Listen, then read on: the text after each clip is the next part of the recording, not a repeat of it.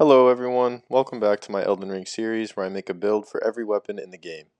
In this episode, I'll be covering the Alabaster Lord's Sword. This weapon is a great sword that requires 16 strength, 12 dexterity, and 18 intelligence to wield, and scales primarily with strength followed by intelligence.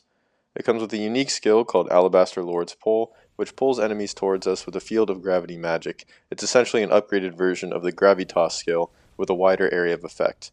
This weapon can be acquired by defeating the Alabaster Lord on top of the structure in the Lake of Rot. The focus of this build is getting up close to our enemies with the help of our weapon skill and unleashing devastating charged heavy attacks.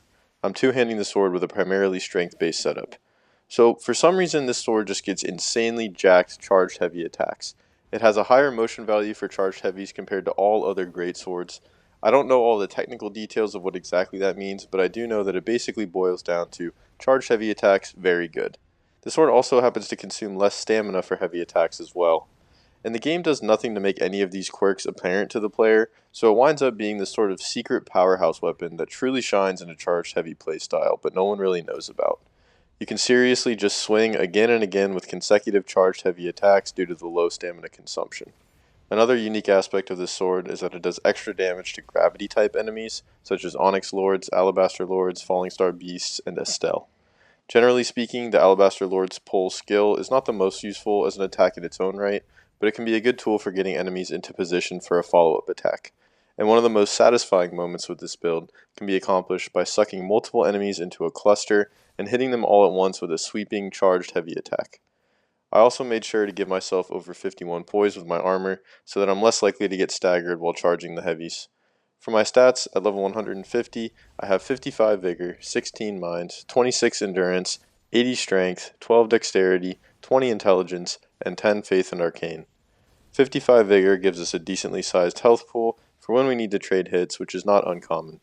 Mine does not need to be too high here, since we don't really need to rely on skill spam and we aren't using any spells. 26 endurance is plenty with the reduced stamina cost of our sword. It's truly kind of unbelievable how low it is, honestly. I think it might have been a mistake by the developers. As for damage stats, my primary stat is strength, which I pumped all the way up to 80. Dexterity and intelligence are just above the minimum requirements. The Alabaster Lord's sword gets the best scaling with strength by far, much more than the other two, so even with the two-handing bonus, we benefit most from pumping strength all the way to 80. This stat spread also makes it so that most of our damage is physical rather than magic, and physical is always the most reliable damage type. For my armor, I settled on a custom fit that uses lots of blue and white colors to match the aesthetic of our sword. I have the blue cloth cowl, Blide's chest armor and greaves, and the Raging Wolf gauntlets. This combo makes our character look like a seasoned fighter and gives us a good amount of poise and defense. For my talismans, I'm first of all using the two-handed sword talisman for more damage from all attacks with our two-handed moveset. Then I have the axe talisman to boost the power of our charged heavies, which are the shining star of the build. Next is the two-headed turtle talisman for more stamina regeneration, which we don't really need but is helpful for boss fights. And finally, I have the Dragon Crest Great Shield for more defense. For the Flask of Wondrous Physic, I have the Spiked Crack tier for a further boost to our charged heavy attacks, as well as the Green Burst Crystal tier for more stamina regeneration. And that is all for this build video on the Alabaster Lord's Sword. This one is a real sleeper. Here's an overview of my setup. Thank you for watching. I hope you have a great rest of your day, and I'll see you next time.